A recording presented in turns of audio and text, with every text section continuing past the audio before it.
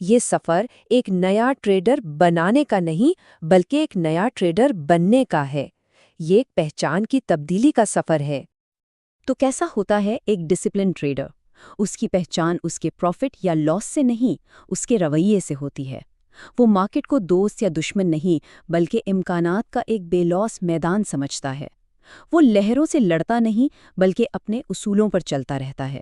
وہ جانتا ہے کہ اس کا کام جیتنا یا ہارنا نہیں، اس کا کام صرف اپنے پروسیس کو پورا کرنا ہے۔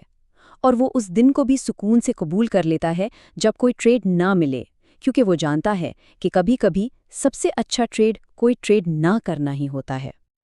اصل کامیابی اس دن ملتی ہے جب ڈسپلن ایک مشکل کام نہیں رہتا جسے زبردستی کرنا پڑے، بلکہ وہ آپ کی فطرت، آپ کی پہچان کا حصہ بن جاتا ہے، بالکل سانس لینے کی طرح۔